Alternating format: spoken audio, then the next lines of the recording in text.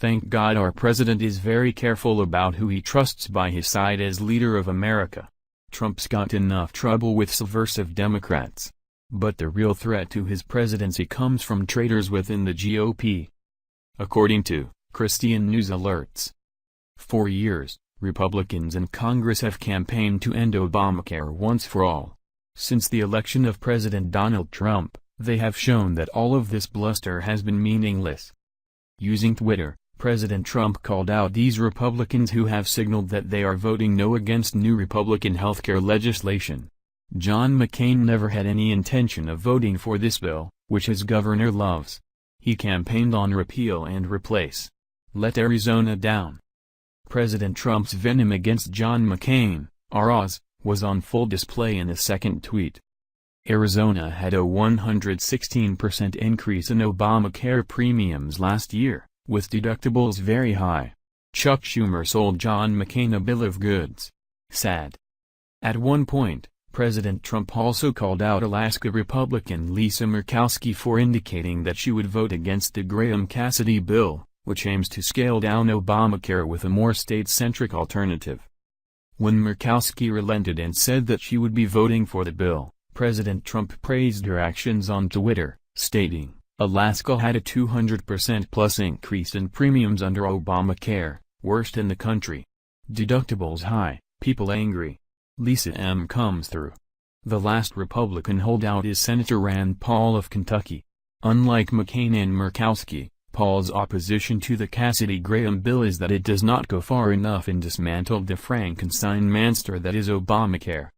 After threatening Paul with the prospect of going down in history as one of the Republicans that kept Obamacare alive, President Trump relented and tried a softer approach in a tweet. "I know Rand Paul and I think he may find a way to get there for the good of the party." So far, Paul has stood firm.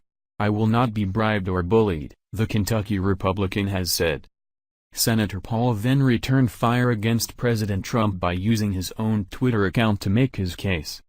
"No one is more opposed to Obamacare than I am, and I've voted multiple times for repeal. The current bill isn't repeal." Paul added, "I won't vote for Obamacare light that keeps 90% of the taxes and spending just so some people can claim credit for something that didn't happen." Paul's complaints about the Cassidy-Graham bill joins with other objections that the bill will drastically increase premiums for those with pre-existing conditions.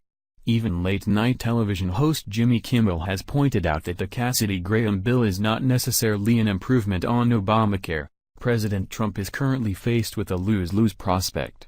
If the Graham-Cassidy bill passes, then a large percentage of American voters will not be thrilled with the results. This could harm Republican chances in the 2018 midterm elections, as well as the 2020 vote.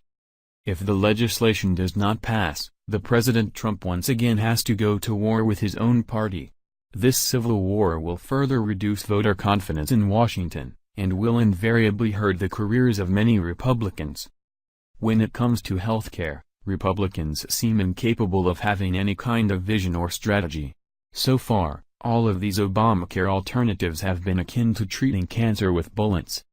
This would be nothing short of a betrayal of the American voters. Trump managed to defeat the Republican establishment's leading candidates precisely because most Republicans didn't want them in the White House. They wanted Trump. Do you think Trump should lock the traitors in prison?